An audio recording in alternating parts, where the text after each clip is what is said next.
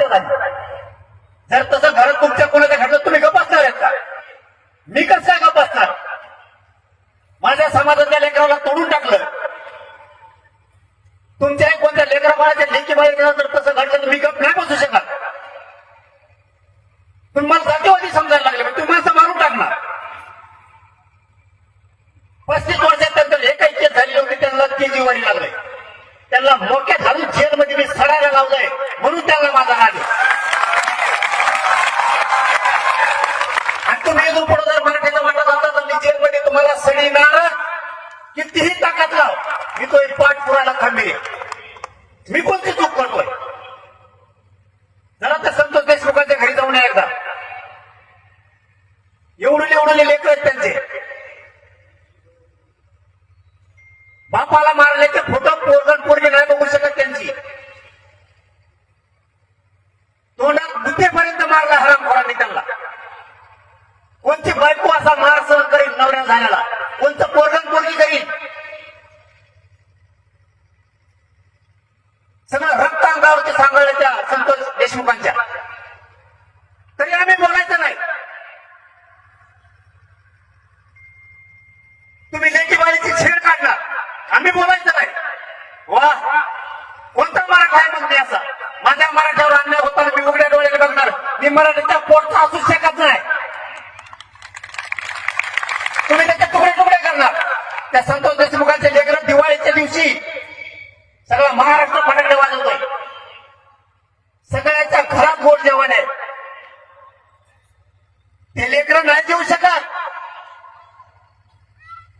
लेकरांना जर आईला विचारलं ना, आई आपले बाबा कुठे आहेत, आई नाही सांगू शकत बाबा कुठे आहेत. आपल्याला फटाकडे कोणी आणणार आहे का नाही वाजायला? काय आईनं उत्तर द्यायचं त्या लेकराला?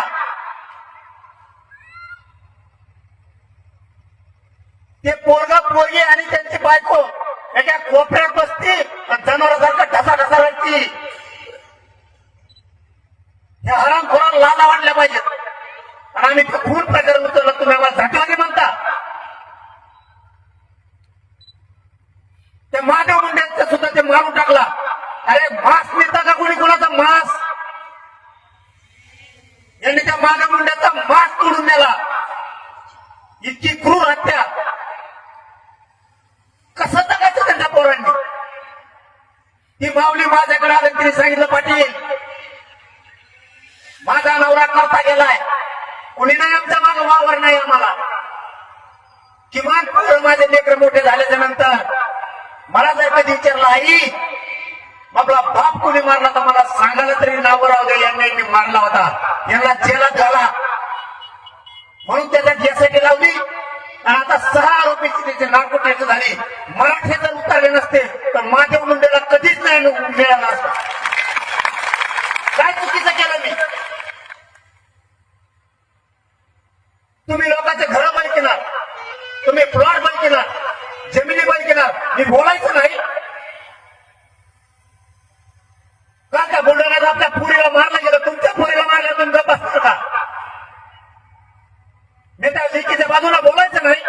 मी जातीवादी. तुम्ही आमच्या अधिकाऱ्यांना त्रास देणार खंडणीसाठी, पैशासाठी, वर्गणीसाठी. मी गप्प ऐकून घ्यायचं. तुम्ही आमच्या उद्योगाला, व्यवसाय व्यापाऱ्यांना तुम्ही खंडने मागायचं, त्याच्या मदतीला जायचं नाही. मी तुम्ही आमच्या अधिकाऱ्यांना विनाकारण खोट्या केसेस कुठून त्याला निलंबित करायचं, मी त्याच्या बाजूने बोलायचं नाही. आमच्या आई बापाने याच्यासाठी जन्म दिला आम्हाला, तुमचा अन्याय सहन करायचा फक्त आम्ही. वा, माझ्याकडून नाही होणार. कोणी मराठ्याच्या अंगावर येऊ दे, तो जी खोडात मोडी लागली तेव्हा गप्प असणार.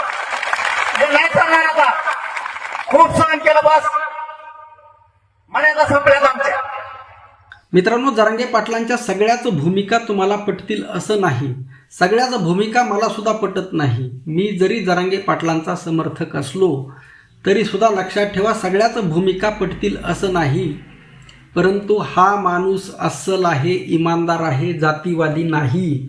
मराठा समाजाविषयी प्रेम आहे. आरक्षणासाठी त्यांनी केलेलं योगदान, बलिदान हे बेजोड आहे, लक्षात घ्या. परंतु तरीसुद्धा जरांगे पाटील हे अजिबात जातीवादी नाहीत. मी दुसऱ्या कोणालाही नावं ठेवणार नाही. लक्षात ठेवा, मराठा समाज असेल, इतर कोणताही समाज असेल, प्रत्येक समाजामध्ये जातीवादी लोक आहेत. लक्षात घ्या, प्रत्येक समाजामध्ये मग ती जात स्वतःला वरची समजणारी असेल, खालची समजणारी असेल, कोणतीही असेल, परंतु प्रत्येक समाजामध्ये जातीवादी लोक आहेत. परंतु मित्रांनो लक्षात घ्या, जरांगे पाटलांची भूमिका ही जातीवादी कदापिही नाही. नीट समजून घ्या. आपलं मत नक्की कळवा.